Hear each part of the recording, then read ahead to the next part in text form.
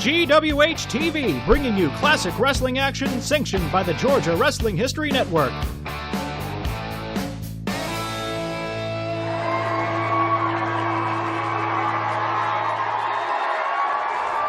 Hey everybody, welcome back for another exciting episode of Georgia Wrestling History TV on the Georgia Wrestling News Network. I'm Kenny J, and today I am out at the Sweetwater Gym in Thomson, Georgia for the Viral Pro Wrestling event. It is June 10th. Hard to believe it's already that late in the year. It's pretty wild, isn't it? Well, it's going to be an exciting night of wrestling out here. If you're not out here, that's too bad. If you wanted to come but weren't able to and still want to know how it all went down, I will be doing a rundown after the show. But I guess before I head inside, I got to introduce our opening bell match for this week. And that's going to be quite an exciting match. We're keeping them all in the South, mostly in Georgia this week. Pretty much all in Georgia. And this first match tonight is, let's see, we've got Sergeant Slaughter and Terry Daniels, I believe, taking on the Dirty White Boys. I bet you there's going to be a few of those tonight. Dirty White Boys, man, they're everywhere. Alright, well, I guess let's head on inside. I'll see you guys in the next little breaking point later.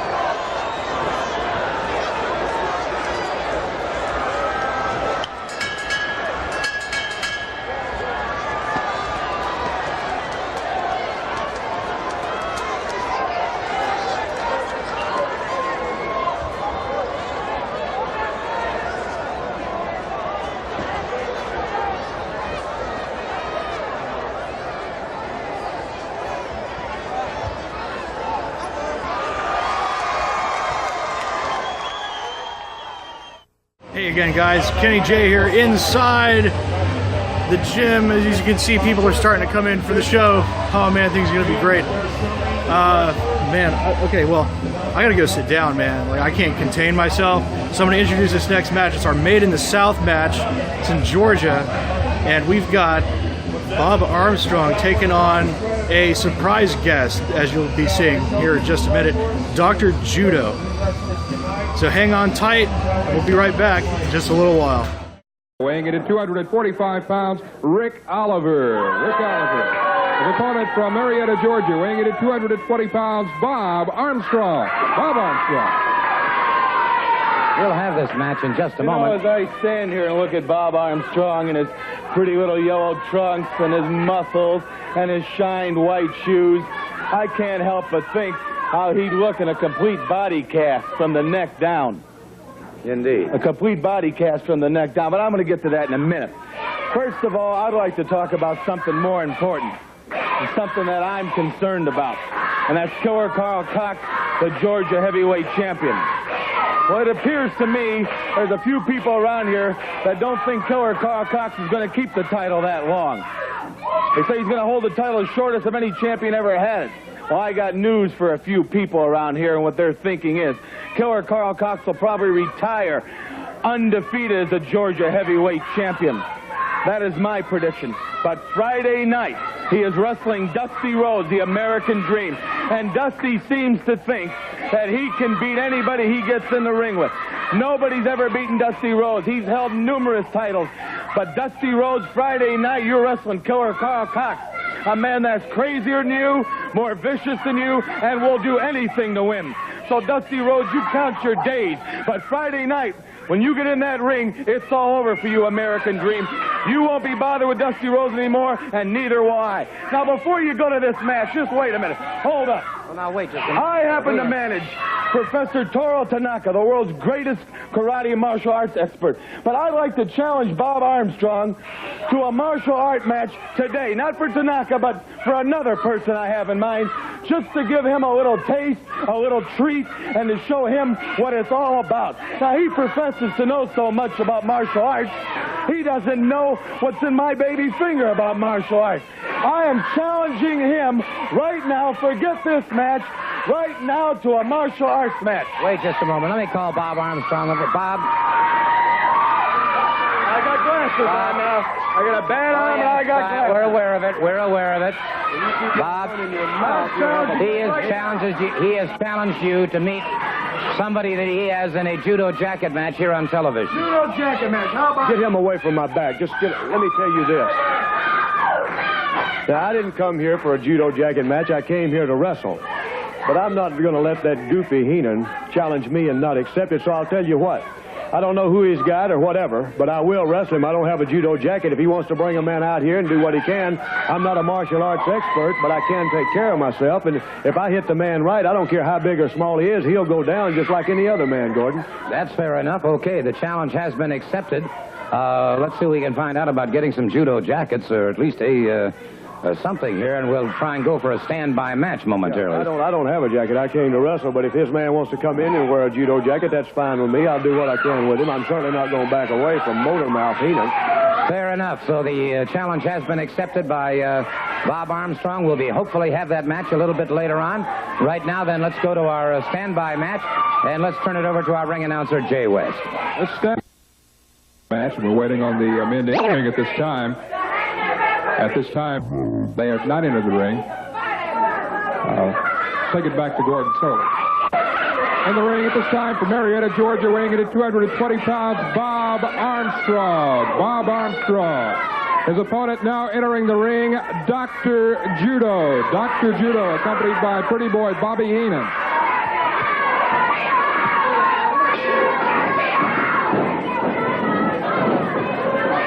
This is a judo jacket match, the challenge. Armstrong does not have a jacket on. And it'll be interesting to see. Bob Armstrong has had martial arts training in the United States Marine Corps. Good block. And Armstrong catching him very, very well that time.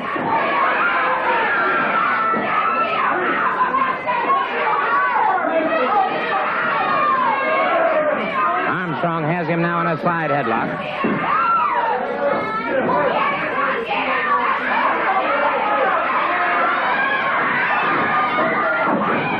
And it is martial art move, right? A punch. That was the voice of Bobby Heenan complaining about the tactics of Bob Armstrong.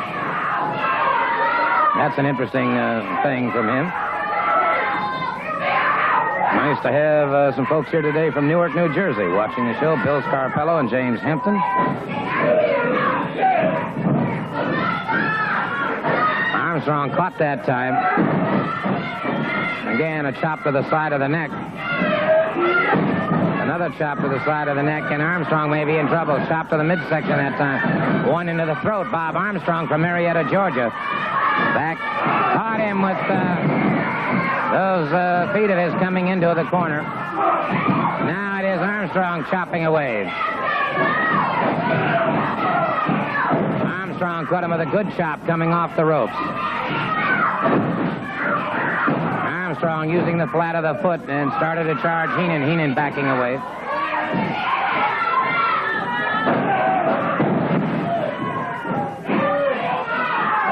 Again, it's Armstrong moving in. A good forearm that drives Mr. Judo, Dr. Judo back.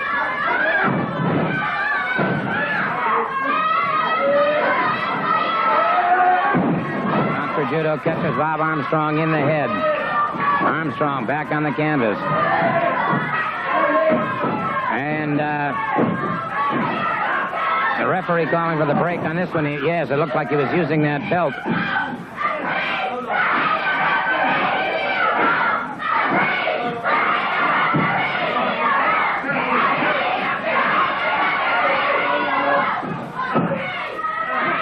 Armstrong now caught on the side of the neck, and of course catching those nerves and muscles. Armstrong chops to the midsection, catches him again. Again, Armstrong taken off his feet.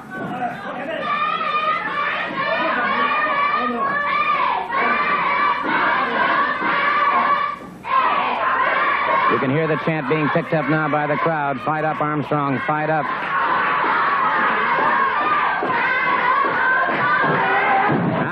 Armstrong caught under the ear, caught to the side of the neck once again. Now Armstrong beginning to explode now. There is a chop, catches his man, catches him again. Armstrong pummeling away at the midsection. And a good jacket throw. Another jacket throw. Caught him coming in. Armstrong drives him to the canvas.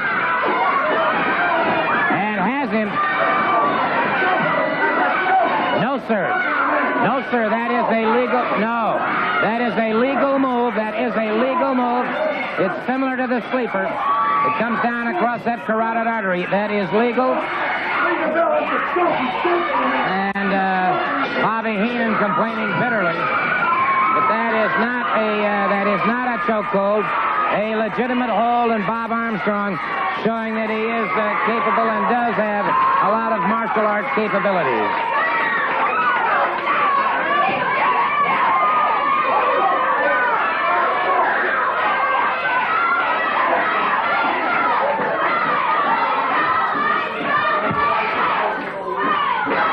About this, he was claiming not that is a legal maneuver. That is exactly right. He should find out about judo jackets. He's running his mouth about a man that's supposed to be good in one. All you got to do is take that jacket, Gordon, cut off both sides of the neck, pressure points, and he'll go out just like he did. Certainly no question about it. I'll tell you what, though, Bob, I want you to watch something right now, because I know that you know well the reputation of Taro Tanaka, probably one of the most dreaded martial art experts in the world today. And I want you to take a look at this demonstration. This is only for your own edification and for any possible strategy you might have in mind. Let's take a look at this man. Oh man, it's been a heck of a show so far. It's intermission now, walking around outside. Gotta get my steps in today, you know. Don't move around as much these days. You know how it goes. Man, it's been crazy. They just did that contract signing thing they were talking about. Oh man. If you're not here, you're missing out. It's crazy. But anyway, coming up, we got our GCW on GWH TV segment. Let's see, we've got Man, there's so many names. I just cannot remember them all. I know that we've got some stuff going on with Mike Sharp, Bob Owens, Baron von Raschke, I believe Steve the Kid Collins. So stick around. I'll just be here at the Sweetwater Gym, and I'll be back in a minute with our contest winners for our main event. So let's go. Let's take a rundown of the champions right now. The world heavyweight champion still is, in fact, Harley Race. And Freddie Miller will be joining me here momentarily. We'll also like to tell you at this time that Kevin Sullivan was successful in winning the round-robin tournament. Kevin Sullivan is the new Georgia junior heavyweight champion. Hopefully we'll have the belt and Kevin Sullivan here next week.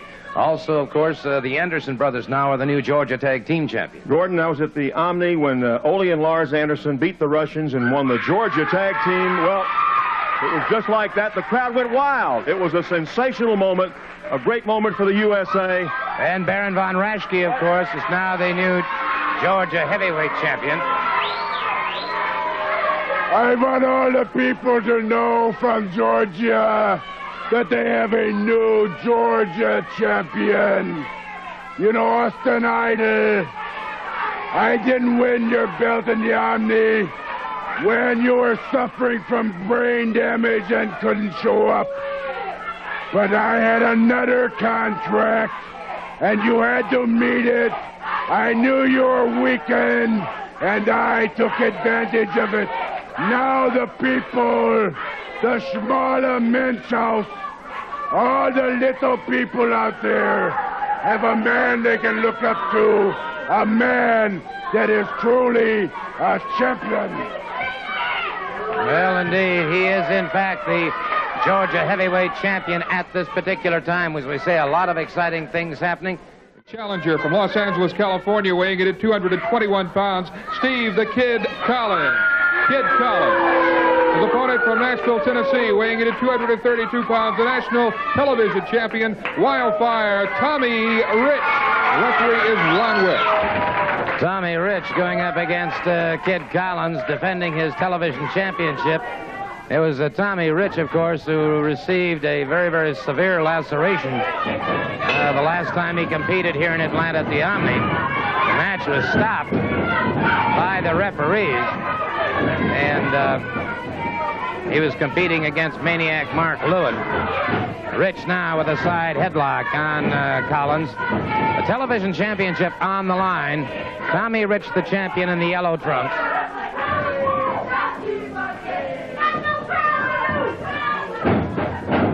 Arm drag takedown by Rich.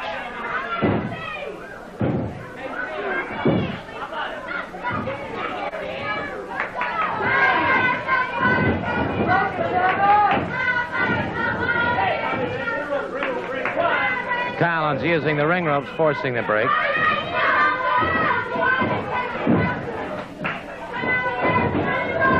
And it is Collins with an arm drag and twist on Tommy Wildfire Rich. Hopefully, perhaps during this match, I might be able to get a word from Mike George, one of the referees who was responsible for stopping this match recently with Tommy Rich and the Maniac Mark Lewin. It is Tommy Wildfire Rich with a side headlock on Collins now. Collins trying to extricate himself. Got some extra advantage there, some extra leverage. And the referee warning Collins about his tactics. Side headlock by Tommy Rich. And again, it was Collins taking some extra leverage there. And now Rich beginning to explode on Collins. Catches him coming in. Arm whips him off the rope. High backdrop. And it is Collins leaving the ring. Mike George has joined me. And that had to be a very tough decision when that match with Wildfire Rich and Mark Lewin was stopped. See, I was, watching Tommy Rich, and I just come out to talk a little bit about him. Man, last time he had that match with Mark Lewin. Mark Lewin's a wild individual. It's a little difficult, I was watching the match out there, and I saw Tommy. He was lacerated fairly bad, I thought. And I took it on myself. It was time to stop the match. Tommy was a little mad at me, but you know, I can't be helped because I didn't want to see him get permanently injured by this. But I found out it wasn't, though. But for the best, I thought it was the best thing to do is stop the match. One of those difficult situations that an official has, it's a judgment call as to whether or not, and of course there have been so many serious and permanent injuries in all kinds of sports that I think there's a lot more pressure on you as an official to make sure that things like that don't happen. I tell you, last time we tried to keep outside interference away from the ring, and there wasn't any. No one came in and interfered with the match. And I tell you, when something like that happens in there where someone is lacerated as bad as Tommy looked like he was, I took on myself, the referee rest. We thought it was time to stop it. I know, you know, that's the best thing, something you can do. Tommy Rich exploding now on Kid Collins. Caught Collins in the midsection, now a snapmare that has Collins to the canvas into a rear chin lock. Well, I know, of course, that his vision was severely impaired during that time, and, of course, you had no way of telling that there could be the possibility of the loss of an eye. That's right. The man was up there swinging at anything that was walking, so, you know, something was the matter right there. That Mark Lewin, you know, he's a man that will do anything in that ring, won't stop at anything. And I feel like there's someone coming around that's going to take care of that man. Yeah, there's a fellow that... you talk about a maniac, Mark Lewin. There's another fellow that is, I think, is the most totally unpredictable person I've ever known in professional wrestling. Good move by Collins that time. Nice reversal into a bottom wrist lock, partial hammerlock on Rich. Now Collins using that knee very effectively into the back of the rib cage. Rich upends him, however. Collins back to his feet, and Rich closes in. Rich now with a side headlock into a hip lock takedown. Yeah, Tommy's a very agile man out there. He keeps up with the match. He don't stop, and that makes a difference. I wrestled a man before, and I tell you, it's been quite an experience. Comments from Mike George, who not only is an outstanding wrestler, but also one of the top troubleshooting referees now for Georgia Championship Wrestling, and it's good to have a man who has that kind of authority and backing here with us today and explaining the reasons why the match was stopped between Tommy Rich and Mark Lewin. It is Tommy Rich keeping that side headlock with their into the ring ropes. The referee calls for the break.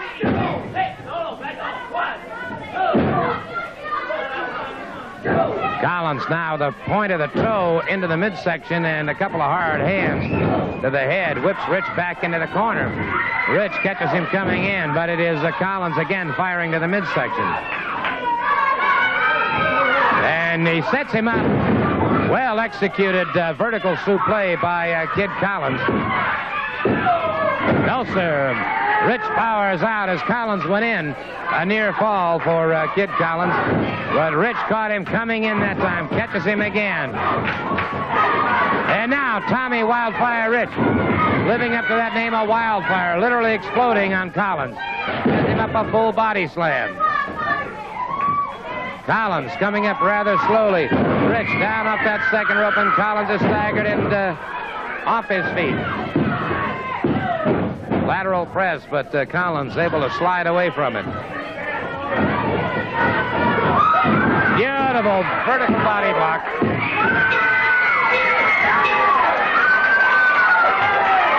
A vertical body block. My thanks to Mike George for his comments earlier, and we greatly appreciate that. I want to get Tommy Rich over here. He has successfully defended his television championship against the challenge of this young Kid Collins. I will say one thing, that there was a time or two there, Tommy, he appeared to have you in some trouble. Yes, he sure did. You know, it's just like I said before.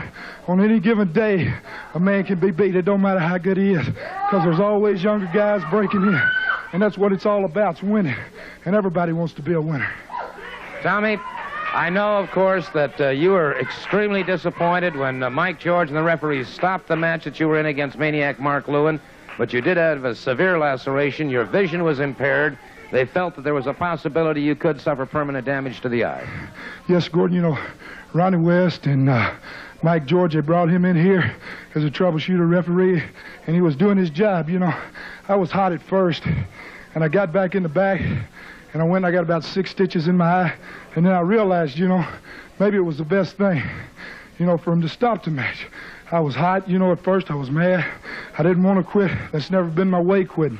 But maybe I was lucky, because my eye was laid open. They didn't know how bad it was.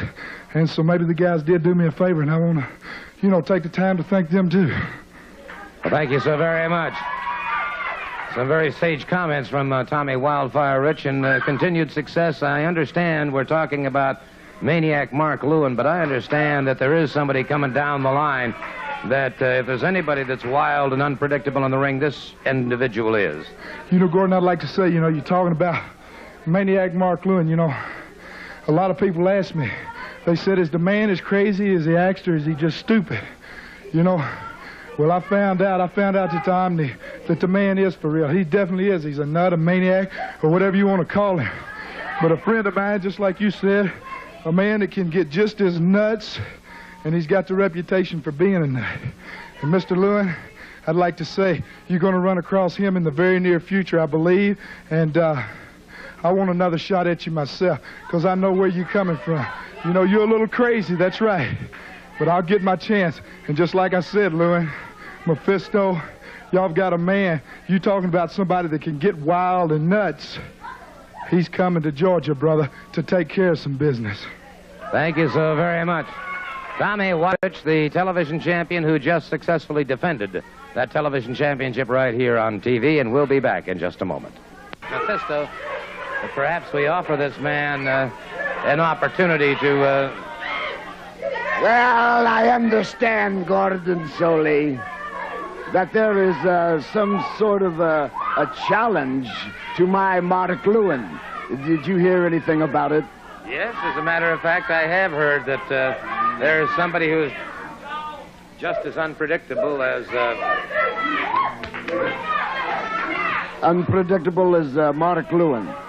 You know, I have heard you refer to Mark Lewin. Now, you've picked up the chants of the other people and started calling him Maniac yourself. You got too much class for that, Gordon Soley, to bring a guest out here and call him a maniac. I thought you was above that. And don't, believe me, don't call him Maniac anymore. Just Mark Lewin. Let me take this opportunity right now to congratulate the co-holder of the Georgia Tag Team Championship, one half of the Minnesota Wrecking Crew of Ole and Lars Anderson. Lars Anderson, congratulations. Thank you very much. And I'd like to say this, that we indicated to people here in Georgia that we were going to win the championships and bring them back to Georgia. We did that. I'd like to thank them for their support in the Omni and their support around the state. Now there's a number of teams, the Briscoes, the Funks, the Assassins, there are a number of people that are challenging for the championships. So I expect that we'll have some very tough matches in the upcoming weeks and months as it goes on. And one thing has happened of all of this. Koloff has gone into hiding. Rock Hunter has gone. And now tonight in Carrollton, I'm going to take care of the other one. That's Smirnoff tonight in Carrollton. There you have it tonight in Carrollton. I wanted to ask Lars, too, if you have it just a second, I wanted to ask you about something. I know there have been a lot of challenges, but are there any plans for you and Ole to defend the titles on the 22nd at the Omni? Well, we're still working on it. You know, there are a number of people, as I indicated, that have signed contracts, and we're working on it right now. We'll be coming up with something. I don't know exactly what it is, but you know, like we don't like to put our plans out on television, so you know, we do that in the office. One thing is going to be very interesting. You know, you talk about the Maniac, what a goofball he is. Well, he is. He's changed a little bit. We don't know why. But on Sunday the 22nd, there's one guy that's going to be wrestling him. I'm talking about Dickie Slater. Dickie Slater coming back. And Dickie himself has got to be as crazy as a rat. He sometimes gets so off left field. And when you put Slater and the Maniac together, you're going to see one heck of a match, especially when you put that sudden death rule in there. It's going to be something on Sunday. It is indeed, on the 22nd at the Omni. Let's turn it over to our ring announcer.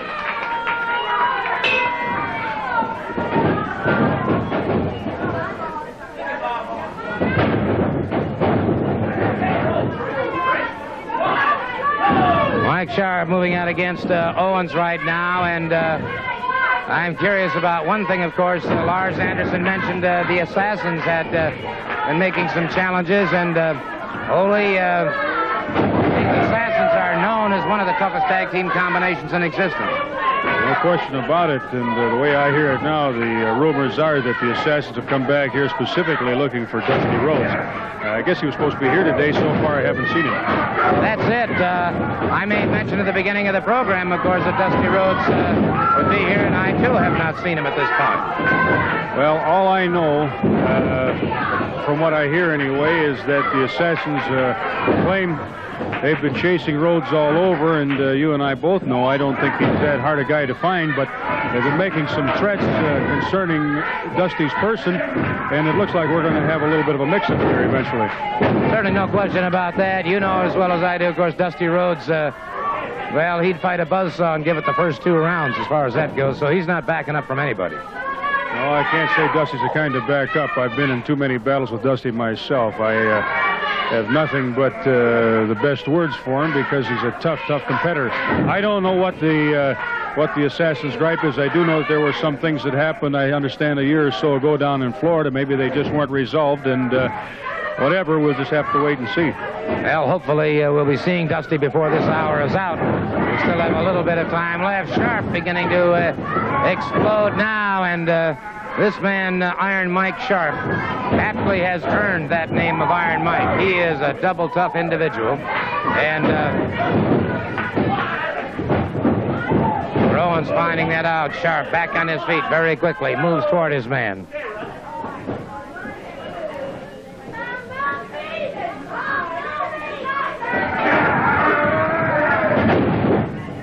Takedown by Sharp. Owens powers out. Next week, of course, hopefully we'll have the Georgia Junior Heavyweight Champion with us, Kevin Sullivan. Sharp ripped across the eyes. Owens caught twice in the midsection, once to the side of the head. Big Bob Owens in trouble now, off the ropes. High backdrop. Sharp closes in once again.